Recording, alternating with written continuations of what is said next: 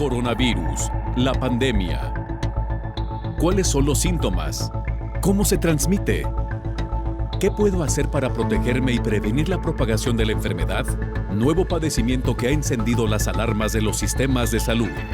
Coronavirus, la pandemia. ¿Qué tal? ¿Cómo le va? Bienvenido a un programa más de Coronavirus, la pandemia. Le recordamos que este programa es una producción de la Universidad de Guadalajara que se transmite desde el foro de Canal 44, la señal de todos, y que llega a México y América Latina gracias a la señal de las televisoras públicas que se suman a esta emisión. Saludamos con gusto también a nuestra audiencia en Radio Universidad de Guadalajara y les invitamos para que se queden con nosotros a lo largo de la siguiente hora. Hoy dedicaremos nuestro programa a hablar sobre desnutrición y hambruna en tiempos de COVID-19. Más de la mitad de los hogares en México tienen inseguridad alimentaria. Hoy hablaremos cómo este fenómeno y esta condición en el mundo se ha agudizado a propósito de la presencia de esta pandemia. El número de personas que padecen hambre está aumentando de acuerdo con los resultados más recientes de las Naciones Unidas. Pfizer, este laboratorio que elaboró junto con otro laboratorio, el laboratorio alemán BioNTech, la vacuna que ya hoy por hoy está circulando en el mundo, descarta dificultades para la distribución de su vacuna para combatir el COVID-19. Y es que, como usted recordará, esta vacuna es de nueva generación, está hecha con nueva tecnología y requiere un tratamiento especial, particularmente estar bajo refrigeración en una temperatura de menos 70 grados centígrados. Las vacunas contra el coronavirus ya están comenzando las pruebas en niños. Más adelante le tendremos esta información, sin duda alguna, pues una noticia que llama la atención porque hasta ahora las pruebas que se habían realizado eran solamente en población mayor a los 16 años. Hoy nuestros reportes vendrán desde Colombia y Taiwán. Así que, si nos lo permite, iniciamos con el reporte de nuestra compañera Isaura López Villalobos, quien da marco y contexto a nuestro programa. Uno de los mayores peligros que el mundo ha enfrentado es la desnutrición y hambruna de millones de personas que viven en lugares más pobres. A esta pandemia de la pobreza se une la COVID-19, la cual vino a agravar la salud. En ese transcurrir, el nuevo coronavirus muestra el otro telón, que por siglos no ha existido el tratamiento para salvar a niñas, niños y mujeres que viven en los países catalogados como más pobres, pero que también están en los desarrollados y subdesarrollados. La desnutrición y la hambruna han caminado durante la segunda década del siglo XXI de la mano con la COVID-19, mostrando la desigualdad, inequidad y la falta de política social, económica y de salud de las naciones. La crisis alimentaria es más grave y empeora debido a la pandemia. De acuerdo con Oxfam Internacional, Afganistán, Venezuela, la zona de África Occidental, Yemen, República Democrática del Congo, Etiopía, Sudán del Sur, Siria y Haití son los países con el mayor número de personas que viven en pobreza y se ven afectadas en su salud por la falta de alimentos. Y en los países de ingresos medios como la India, Sudáfrica y Brasil están teniendo un acelerado aumento en los niveles de hambre, además de que con el nuevo coronavirus comienza a haber otros segmentos rojos.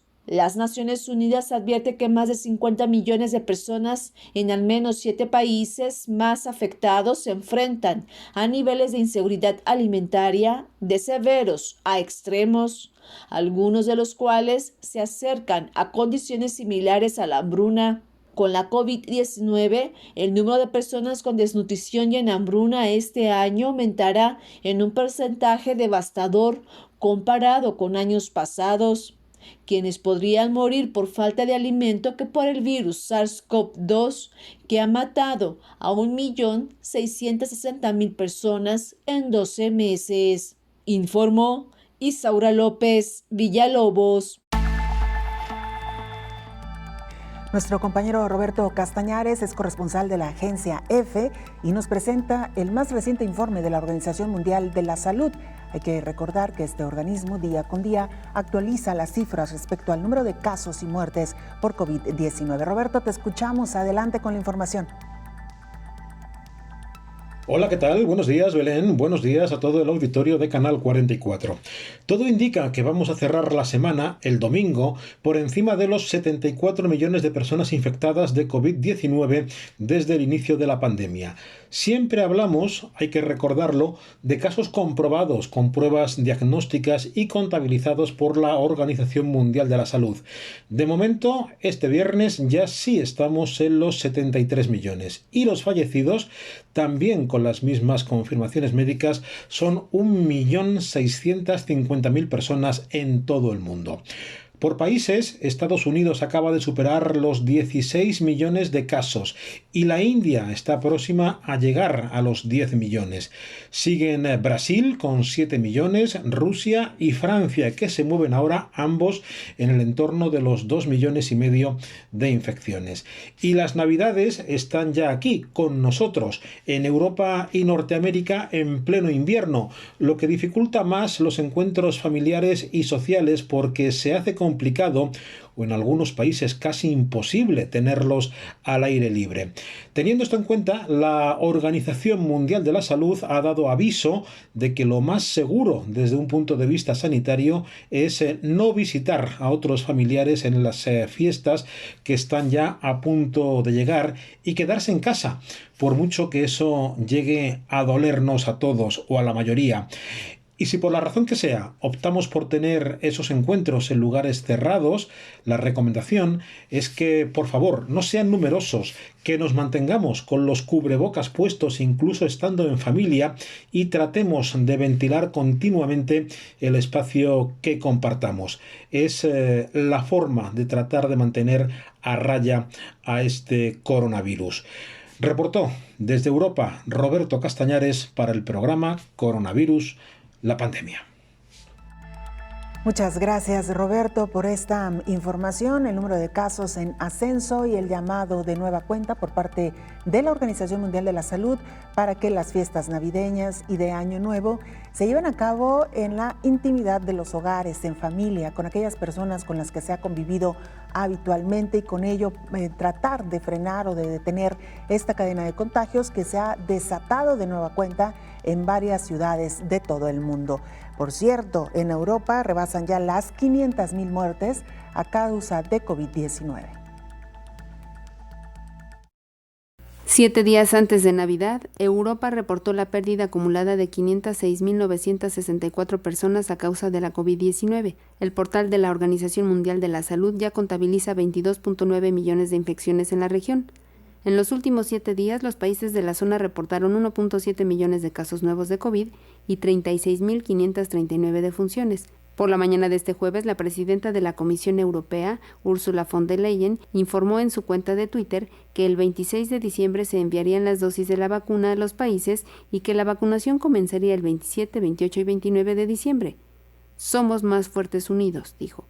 La curva de contagios de la región muestra una ola en marzo que logró controlar con el confinamiento y controles estrictos. En algunos países hasta fueron aplicadas multas por no respetar la cuarentena. A partir de septiembre comenzó su segunda ola de contagios, la cual muestra una pequeña meseta, pero ya se teme una tercera ola, informó Elizabeth Ortiz. Y en más información, la vacuna contra el coronavirus ya se está probando en niños de acuerdo al más reciente informe.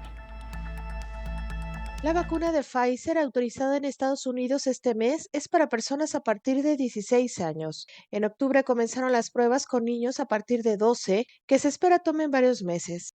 La FDA tendrá que decidir cuándo hay datos suficientes para permitir su uso de emergencia en ese grupo. Dependiendo de los resultados, podrían incluirse niños más pequeños en el estudio. La vacuna de Moderna, que se espera se convierta en la segunda en recibir luz verde en Estados Unidos, comenzó este mes los ensayos con participantes de 12 a 17 años y monitoreará a los pacientes durante un año. Está previsto iniciar los ensayos con menores de 12 años a principios de 2021. No está claro que los resultados en niños más pequeños estén a tiempo para comenzar las vacunaciones antes de que empiece el próximo curso. Aunque los niños no suelen enfermar de manera grave por la COVID-19, puede contagiar a otras personas. Al menos 1.6 millones de jóvenes se han contagiado, 8,000 han sido hospitalizados y 162 niños y adolescentes han muerto por el virus. informó Rocío López Fonseca.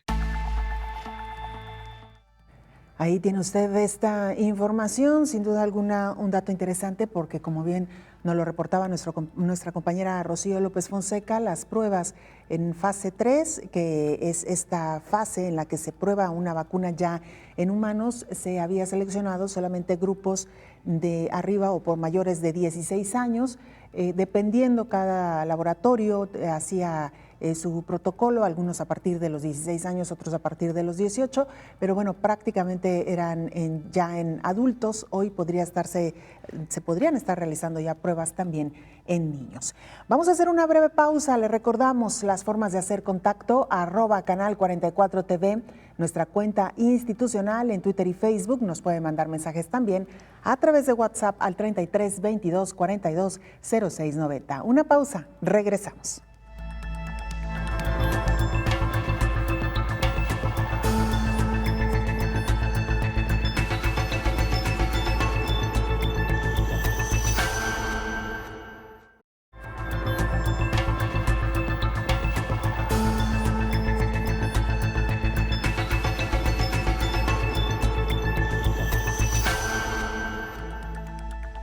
El tema que hoy nos ocupa tiene que ver con la hambruna y cómo este fenómeno lamentable se ha visto aumentado con la llegada de esta pandemia de COVID-19. Por ahora, más de la mitad de los hogares en México reportan inseguridad alimentaria.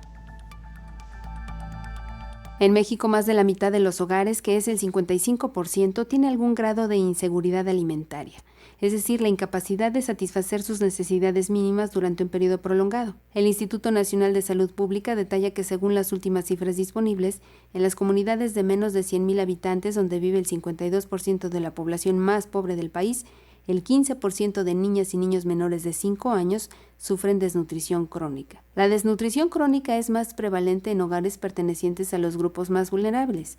Este organismo señala que las niñas y niños con desnutrición crónica tienen mayor susceptibilidad a infecciones, retardo en el crecimiento físico, menor desarrollo cognitivo, menor rendimiento escolar, mayor susceptibilidad a desarrollar enfermedades crónicas como diabetes e hipertensión, menor productividad y potencial de ingresos en su vida adulta. En 2018, la anemia afectaba a 1.2 millones de embarazadas, es decir, el 35%, informó Elizabeth Ortiz. La desnutrición que generará la crisis por la pandemia de COVID-19 provocaría en los próximos 2 años la muerte de 153 niños al día en el mundo si no se toman las medidas urgentes. Esto es lo que ha dicho la ONG Save the Children. El número de personas que padecen hambre está aumentando, según los resultados de un estudio anual de las Naciones Unidas. En los últimos 5 años, decenas de millones han engrosado las miles de personas que sufren subalimentación crónica y los países de todo el mundo siguen enfrentándose a múltiples formas de malnutrición. Mientras se estancan los progresos en la lucha contra el hambre, la pandemia de COVID-19 agrava la vulnerabilidad y las deficiencias de los sistemas alimentarios mundiales. Es decir, todas las actividades y procesos que afectan a la producción, la distribución y el consumo de alimentos. Aunque es demasiado pronto para evaluar el pleno efecto de los confinamientos y otras medidas de contención, en el informe se estima que como mínimo otros 83 millones de personas y quizá hasta 132 millones pueden empezar a padecer hambre en 2021 como resultado de la recesión económica desencadenada por la COVID-19. El retroceso hace que el logro del Objetivo de Desarrollo Sostenible, hambre cero, sea aún más incierto. En el informe se presentan pruebas de que una dieta saludable cuesta mucho más de $1.90 al día, el umbral internacional de la pobreza. Se indica que incluso el precio de la dieta saludable menos costosa es 5 veces mayor que el precio de llenar el estómago solo con almidón. Los alimentos con alto contenido de nutrientes como los productos lácteos, las frutas y las hortalizas, y los alimentos proteicos de origen vegetal y animal, constituyen los grupos de alimentos más caros del mundo. Las estimaciones más recientes indican que 3,000 millones de personas o más no pueden permitirse una dieta saludable, informó Rocío López Fonseca. Mucho se ha hablado sobre la dificultad de los laboratorios Pfizer y BioNTech para distribuir su vacuna debido a que, como le comentábamos al inicio de este programa, se requiere de condiciones especiales para su conservación y distribución.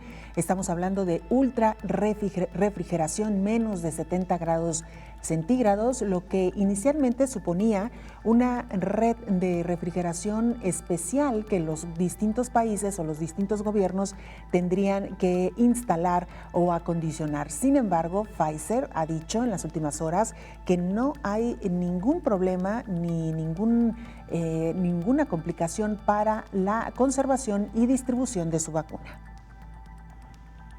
Luego de que el general Gustav Perna, a cargo de la operación Warp Speed, señalara que algunas dosis de la vacuna de Pfizer y BioNTech no pudieron ser distribuidas debido a que 2 bandejas de viales en California estaban más frías de lo que deberían estar, Pfizer afirmó que las entregas del biológico van bien.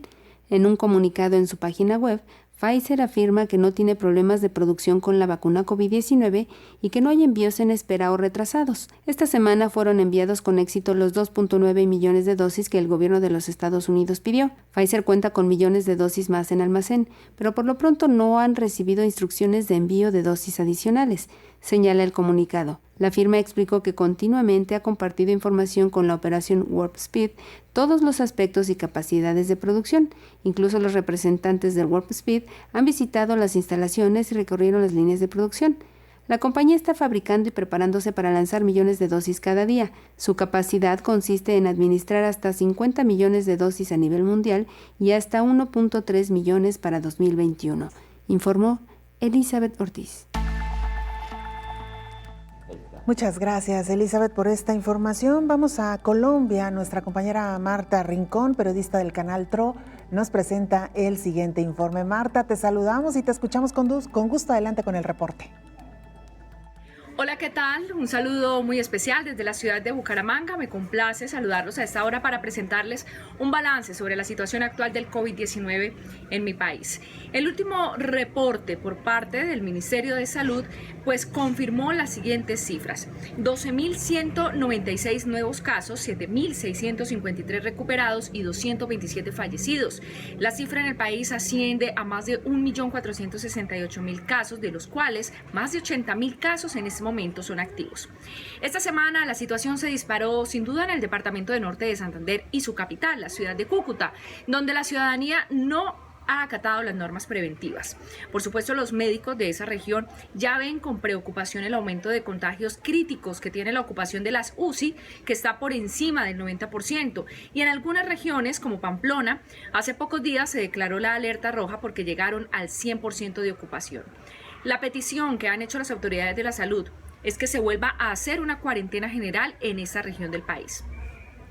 Así quedó entonces especificado en el comunicado que entregaron, de hecho, los médicos, gremios, representantes e instituciones prestadoras de salud en el departamento, donde dan a conocer las razones por las que le piden al gobierno que realice una cuarentena general en el departamento. Asimismo, aseguran que para los siguientes días en Norte de Santander pues no vamos a tener insumos hospitalarios ni medicamentos necesarios para atender a los enfermos, los cuales ya escasean en nuestras instituciones, al igual que en el mundo entero. Además, pues se refirieron a la situación que también viven los médicos que han tenido que cumplir largas incapacidades y otros que desafortunadamente han fallecido a causa del COVID-19. Otra de las problemáticas que se registraron durante la semana pues fue la llegada masiva de migrantes venezolanos por las trochas de las zonas limítrofes, lo que ha generado más aglomeraciones en la ciudad y el disparo de contagios, ya que muchos ni siquiera cuentan con los elementos básicos de bioseguridad. Por esta razón, los colombianos exigen más control al flujo migratorio en la frontera, el cual ha generado pues contagios y costos con cargo a los reducidos gastos hospitalarios con los que cuenta Norte de Santander, que es uno de los departamentos más importantes de Colombia que en este momento se encuentra en alerta roja. Por ahora estas son algunas de las noticias más importantes que les entregamos a esta hora desde Colombia. Con ustedes, Marta Rincón, periodista del canal TRO. Nos vemos en una próxima oportunidad. Chao. Muchas gracias, Marta. Aprovechamos para saludar a nuestros hermanos colombianos que siguen este programa a través de las diferentes televisoras públicas ahí en Colombia. Gracias por seguirnos, gracias también por estar siempre pendiente de nosotros. Saludamos en esta mesa de trabajo al infectólogo Héctor Raúl Pérez Gómez. Doctor, bienvenido. Qué gusto saludarte, Belén. Buen día. Igualmente, doctor, el tema que hoy nos ocupa, vaya que sin duda alguna puede representar un factor en diferentes escenarios. Estamos hablando de la desnutrición, de la hambruna, pero también tendremos que sumar otro factor, doctor, la malnutrición en tiempos de COVID-19. Sí, definitivamente un gran tema, Belén, porque la nutrición y particularmente la malnutrición están íntimamente relacionadas con la evolución que puede tener un paciente con alguna enfermedad infecciosa. Estamos envueltos en una pandemia de COVID-19, pero históricamente las personas con desnutrición siempre han sido presas de mayores índices de enfermedad infecciosa y además de mayor gravedad y peor evolución de una enfermedad infecciosa en general. Pero hace algunas décadas se ha preferido hablar del concepto malnutrición, que engloba desde la desnutrición hasta esa forma de nutrición que puede llevar a obesidad, a diabetes, a hipertensión, al síndrome metabólico, etcétera, y que sabemos perfectamente bien constituyen factores de riesgo, de igual forma para enfermedades infecciosas y un mal curso y evolución de estas enfermedades infecciosas. En estos momentos, los pacientes con obesidad, hipertensión, con síndrome metabólico han sido particularmente impactados por esta pandemia y son el grupo de pacientes que tienen más mal pronóstico ante COVID-19. Los pacientes, independientemente de la edad, pero con obesidad mórbida, tienen alto riesgo de enfermedad grave y de enfermedad crítica que termina en una terapia intensiva y frecuentemente con intubación endotraqueal, con ventilación mecánica asistida. Entonces, desde la desnutrición, pero también la obesidad, el otro extremo, la obesidad, con todas las consecuencias que ésta tiene, constituyen factores de riesgo en enfermedades infecciosas o para enfermedades infecciosas y su mala evolución. Claro, doctor, estamos hablando de factores distintos en el mundo, ¿no? Habrá países donde la escasez de alimentos es una realidad, pero habrá otros países altamente desarrollados, como el caso de Estados Unidos, o medianamente desarrollados, como es el caso de México, donde la alimentación pareciera no ser un problema. Sin embargo, sí que la malnutrición, este fenómeno que usted ha explicado claramente, pues se ha convertido en un verdadero problema, doctor. Definitivamente, Belén. Existen estimaciones de que a nivel mundial entre el 35 y el 45% de la población tiene desnutrición proteica.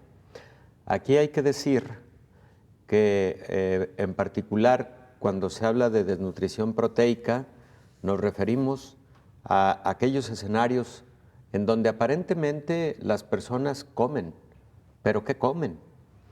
El contenido de proteínas en la dieta es fundamental.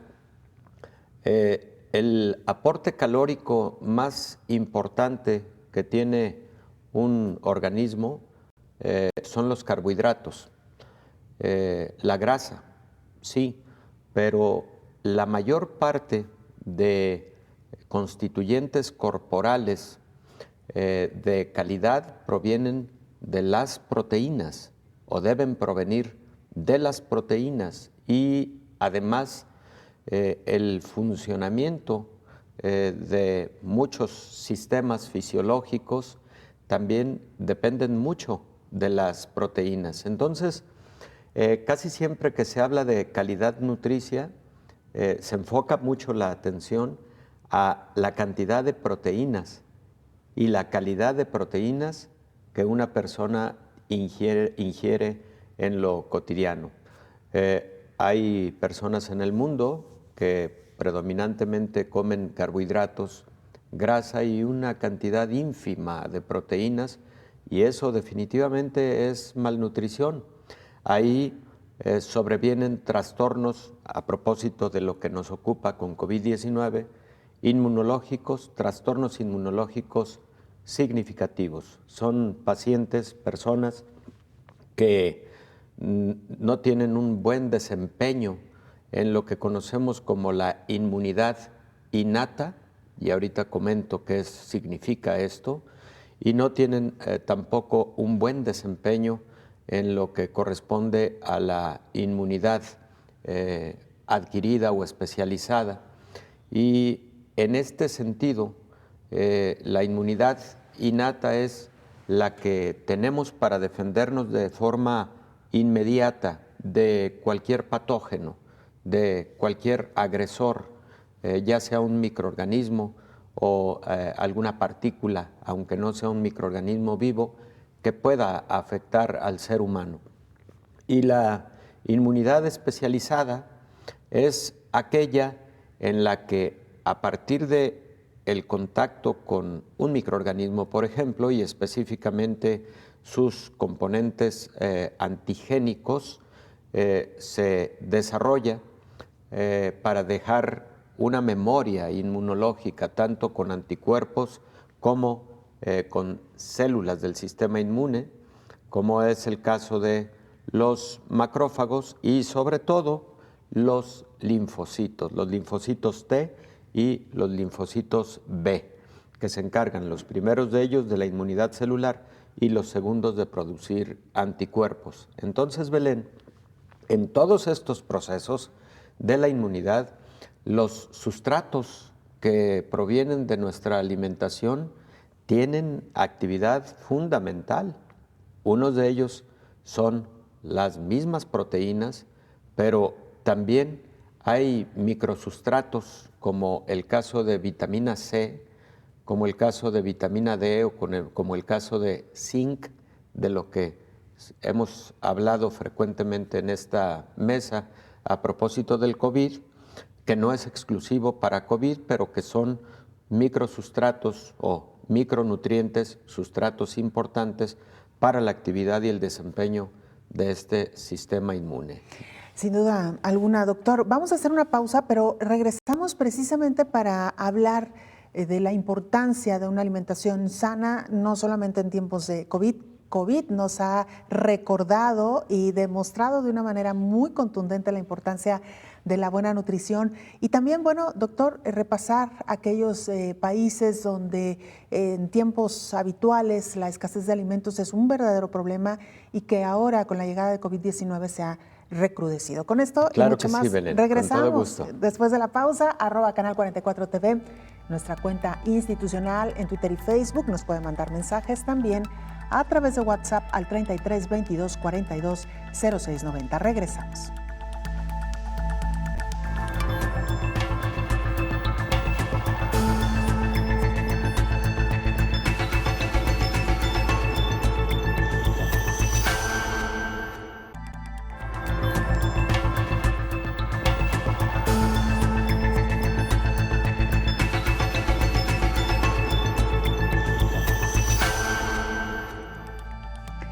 Estamos de regreso en este programa especial de coronavirus, la pandemia.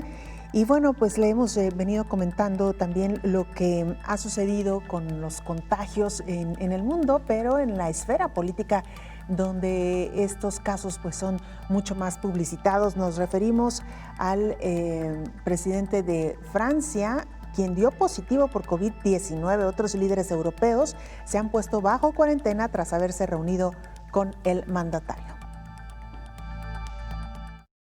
El presidente francés Emmanuel Macron dio positivo a COVID-19, informó su oficina de prensa. Macron había mostrado síntomas de la enfermedad y permanecerá aislado durante 7 días y seguirá trabajando según el documento. El reporte indica que los síntomas son leves. El diagnóstico, días antes del cumpleaños de Macron, llega en un momento particularmente delicado. Francia lucha por disminuir la segunda ola del virus y el presidente ha sido criticado por su manejo de la crisis y las consecuencias económicas.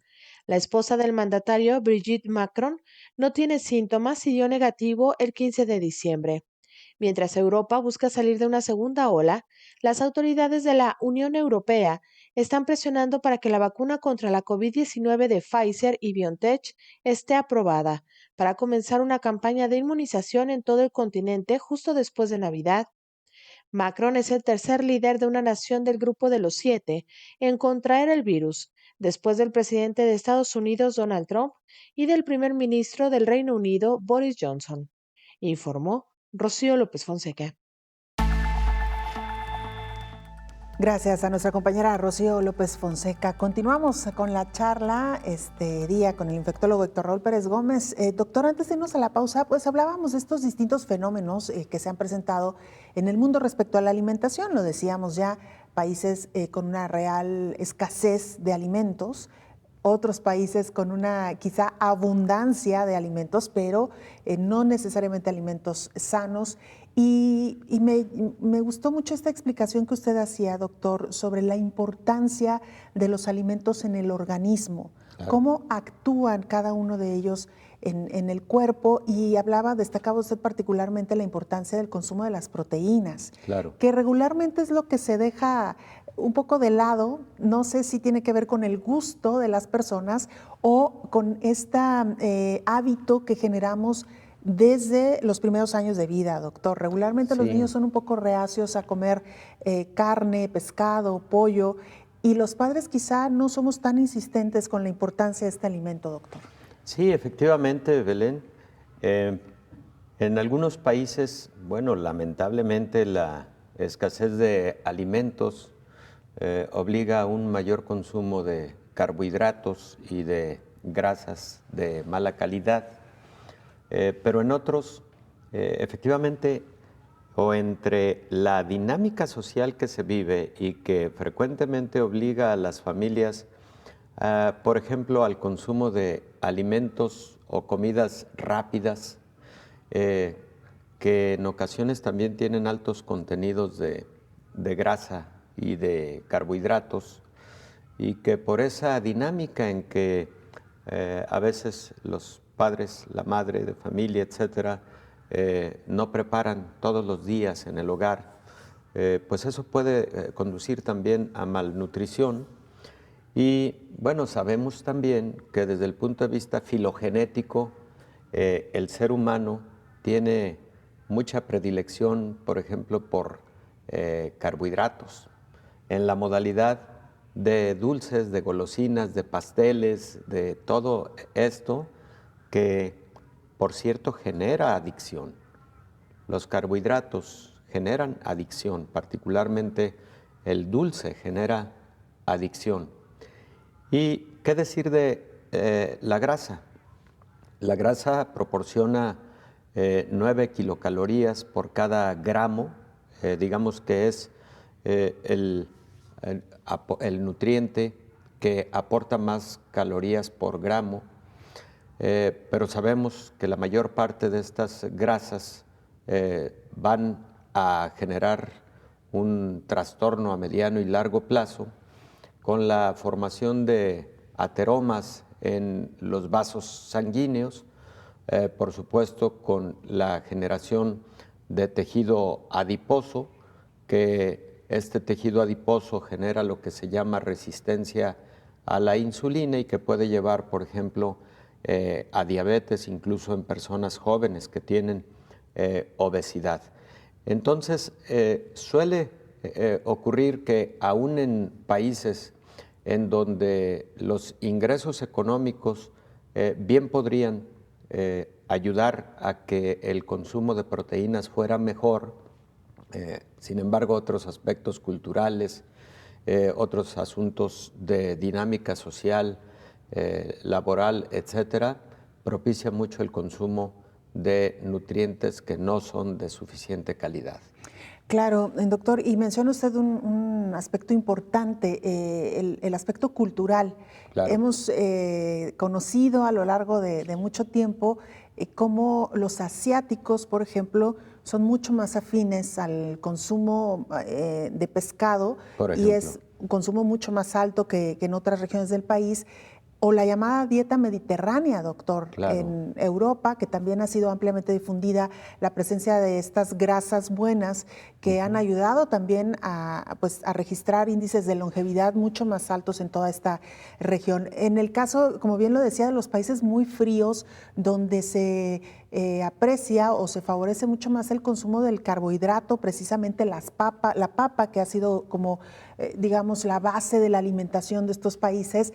Y en el caso de América Latina, algo que no terminaremos de entender, doctor, un continente muy privilegiado en cuanto a la oferta y la cantidad alimenticia, y sin embargo, lo que quizá ha hecho falta es esto, la cultura de la buena alimentación. Sí, Belén. Definitivamente América es un continente con grandes posibilidades de mejorar su nutrición, precisamente porque la madre tierra es muy pródiga y sin embargo sí tenemos malos hábitos, y no solo de nutrición, hay que decirlo, el de la población con sedentarismo, porque en los hábitos de vida saludables están dos aspectos fundamentales: la buena nutrición y también la actividad física y el deporte, que deben hacerse preferentemente todos los días de manera cotidiana y por lo menos entre 20 y 30 minutos, y eso también frecuentemente lo dejamos de lado. Fíjate, Belén, que antes del corte anterior, cuando estábamos comentando sobre aporte de proteínas y COVID-19, los pacientes con COVID-19 con mucha obesidad, por ejemplo, que requieren ventilación mecánica asistida, tienen una mayor letalidad por varios motivos. Primero, porque son pacientes cuyo contenido de grasa es muy alto, un menor contenido corporal de proteínas, y entonces al momento de el esfuerzo respiratorio, pero también de todo lo que es la cinética muscular de la caja torácica, por ejemplo, en donde deben participar mucho las proteínas, independientemente de que el aparato ventilador es el que está trabajando para, valga la redundancia, ventilar los pulmones del paciente, llevar el aire y el oxígeno a los pulmones del paciente. Estos pacientes pueden tener un muy alto riesgo de rápida desnutrición proteica. Estos pacientes, de forma muy temprana, deben recibir también asistencia nutricia, predominantemente con proteínas y con esquemas nutricios conocidos como esquemas ahorradores de proteínas. Entonces, tanto hay que ayudarles aportándoles aminoácidos. Los aminoácidos son los sustratos más importantes para la producción de proteínas. Entonces, hay que ayudarles con aminoácidos o incluso con proteínas, ya sea administradas por vía endovenosa o también por vía parenteral a través de una sonda nasogástrica, pero son pacientes a los que hay que nutrir muy rápido cuando inician con un esquema de protección ventilatoria con asistencia mecánica, ¿no? Porque de otra manera estos pacientes tendrían peor pronóstico aún si llegan a un estado de desnutrición proteica que se puede dar en pocos días por lo que está representando el desgaste físico de estar ventilado, de estar en un proceso de intubación endotraqueal y ventilación mecánica asistida.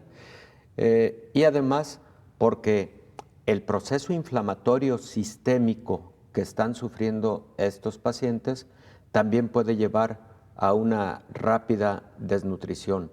La cascada de citocinas inflamatorias, por ejemplo, incluyen a una citocina llamada factor de necrosis tumoral. También se le conoce como caquectina. Al inicio, cuando se describió este factor, se le conoció como caquectina. ¿Qué significa caquexia? Caquexia significa un estado de emanciación o desnutrición severa en un paciente que ha padecido de una enfermedad desgastante, vamos. Entonces, ese síndrome de desgaste que pueden sufrir algunos pacientes es por la actividad de citocinas proinflamatorias, en particular este factor de necrosis tumoral, conocido como caquectina, y por todos esos aspectos que están con intensidad en el paciente grave o crítico con COVID-19, es que hay que nutrirlos y frecuentemente nutrirlos con un buen aporte proteico para ayudar a que se defiendan mejor. Qué buen dato nos acaba de narrar, doctor. Poco se ha hablado de esta condición, ¿no?, que genera la intubación de un paciente. Se ha hablado de muchísimas repercusiones, pero esta particularmente sí que es importante y que llama la atención, doctor. Por eso la importancia de que esta enfermedad nos tome, si nos llega, que ojalá no, en las mejores condiciones de salud posible. Vamos a hacer una pausa, doctor, muy breve, y regresamos. Gracias.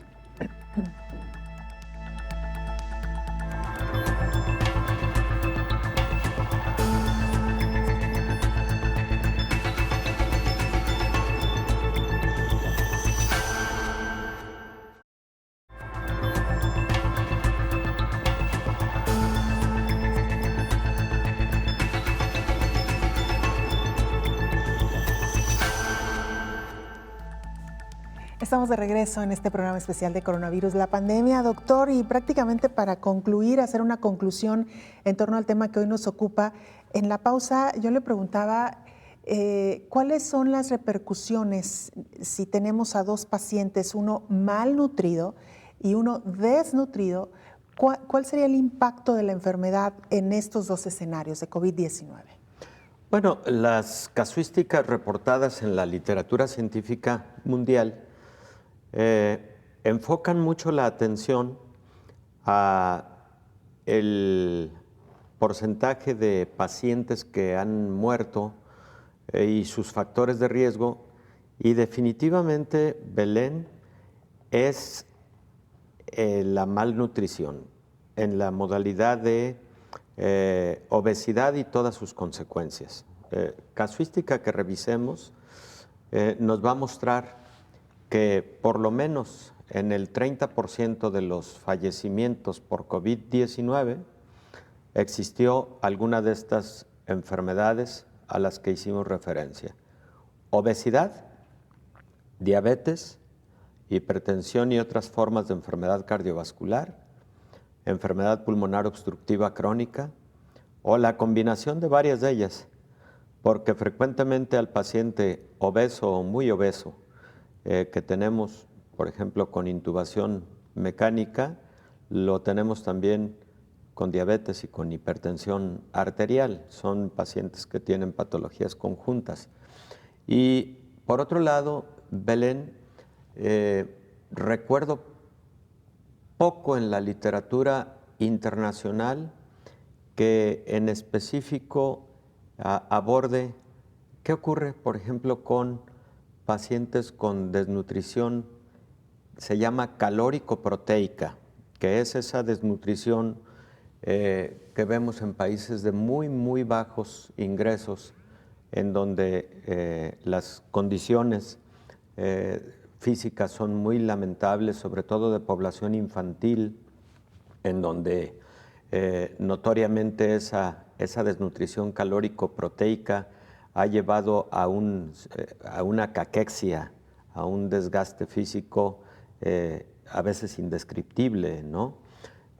La mayor parte de las casuísticas están en el otro sentido. Creo que en definitiva ha muerto mucha más gente por COVID-19 relacionado con obesidad, diabetes, etc. Y por otro lado, Belén, qué importante es lo que tú comentabas hace un momento respecto de la importancia que tiene el que las personas que se saben enfermas crónicamente de algo, hoy más que nunca tengan bajo buen control su enfermedad crónico-degenerativa. Por el tema de COVID, sí, pero en general deben estar bien controlados. Fíjate, Belén, el paciente grave o crítico por COVID frecuentemente va a recibir corticosteroides, ya sea dexametasona, metilprednisolona o hidrocortisona. Va a recibir corticoides porque los corticoides han cambiado mucho el curso de una enfermedad por COVID-19 grave o crítica.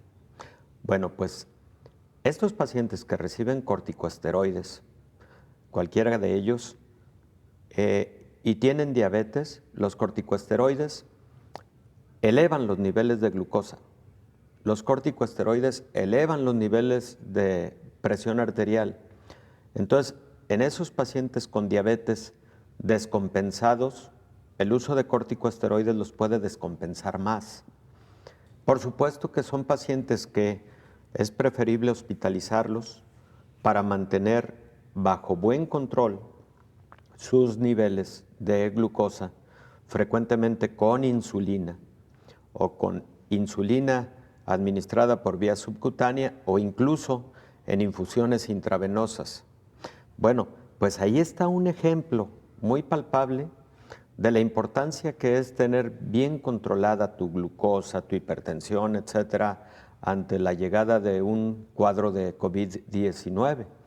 Porque si además utilizamos corticosteroides, pues estos pacientes se van a descompensar. Y claro que el personal de la salud está capacitado para poner en su lugar esa glucosa y para poner en su lugar esa hipertensión arterial, pero claro que va a ser más difícil a que si el paciente de antemano hubiera tenido un buen control a largo plazo de estas enfermedades, ¿no?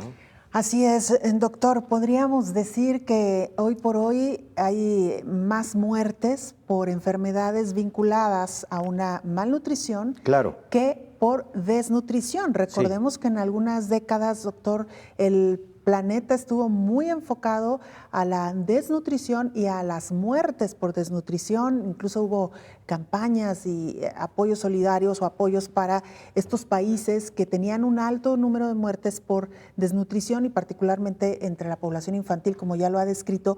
Y esto, doctor, no es menor. Sí, el llamado... Hay que seguir atendiéndolo. Claro, el llamado a la población para terminar de entender que una malnutrición puede ser incluso peor que una desnutrición, de acuerdo a lo que usted nos ha explicado. Y en tiempos de una pandemia como COVID-19, bueno, pues la historia puede cambiar incluso respecto de la condición en que en ese momento se encuentra el paciente. Efectivamente, Belén. Doctor, pues muchísimas gracias. Encantado siempre, Belén. Gracias y ya tendremos oportunidad de hablar en algún otro programa de por qué, de cómo podemos mantenernos bien nutridos y cómo esta lección empieza desde las etapas más tempranas, incluso desde que el bebé se gesta en el vientre. Es correcto, inútero, ahí inicia una buena nutrición. Así es, doctor, muchas gracias como siempre. Gracias, Belén. Es el infectólogo Héctor Raúl Pérez Gómez. Nosotros estamos a punto de despedirnos, pero vamos con nuestro compañero Jesús Centeno, corresponsal de la Agencia EFE en Taiwán, que nos presenta el siguiente informe. Jesús, te saludamos. Hola, ¿qué tal? Buenos días, Belén. Buenos días a todo el auditorio de Canal 44. En la isla de Taiwán continúan los preparativos para administrar la vacuna contra la COVID entre la población. El ministro de Sanidad, Chen Shih-chung, ha asegurado que los taiwaneses recibirán la vacuna en 2021. Las primeras dosis podrían estar disponibles entre marzo y junio de este año, dijo el ministro en el legislativo. Las segundas dosis llegarían después, en el mes de junio. Anteriormente, las autoridades anunciaron la adquisición de 15 millones de dosis. 10 millones de dosis vendrían de un proveedor internacional, aunque no se detalló cuál, y los 5 restantes a través del programa COVAX. El ministro de Sanidad indicó que el gobierno taiwanés espera vacunar a un 60% de la población con estas dosis. En cualquier caso, dijo que, a pesar de las vacunas, el mundo debería permanecer alerta contra el virus. Además, afirmó que los datos sobre el efecto duradero de las vacunas siguen siendo insuficientes. Taiwán ha sido uno de los lugares más exitosos del mundo en el tratamiento de la COVID. Hasta ahora, la isla solo ha confirmado 724 casos y 7 muertes. Su éxito se debe a los controles fronterizos y la práctica prohibición de visitantes extranjeros. Además, también pide cuarentena obligatoria a todos los taiwaneses que vuelvan a la isla. Los 23 millones de taiwaneses también han estado usando mascarillas incluso antes de que fuera obligatoria. Por otra parte, la prensa local en China asegura que el país vacunará a 50 millones de personas en las próximas fechas. El objetivo, evitar rebrotes durante el año nuevo lunar, que comenzará en febrero. Reportó desde Taiwán para el programa Coronavirus la Pandemia, Jesús Centeno. Muchas gracias, Jesús, por este informe que nos llega directamente desde Taiwán. Y mira, la Oficina Regional para Europa de la Organización Mundial de la Salud señaló este viernes que lo más seguro desde un punto de vista sanitario es no visitar a familiares en las fiestas decembrinas y quedarse en casa. El director de la Oficina Europea de la Organización Mundial de la Salud, con sede en Copenhague, recordó el terrible impacto de la pandemia, con 23 millones de casos en el continente y más de 500,000 de muertos, mientras la transmisión permanece intensa y amplia y se registran las tasas más altas de nuevos casos en toda la crisis. La Organización Mundial de la Salud aconsejó hacer un par de días en un informe aconsejó hace un par de días en un informe el uso de cubrebocas en las reuniones familiares navideñas, además de que advertía del riesgo de una tercera ola en los primeros meses del año 2021. Las reuniones en espacios interiores pueden ser especialmente peligrosas porque se reúnen varias personas de diferentes hogares y edades. Hasta aquí llegamos con este programa especial de Coronavirus, la Pandemia. Gracias por habernos acompañado. Le invitamos para que nos sintonice en la siguiente emisión. Hasta entonces. Coronavirus, la Pandemia.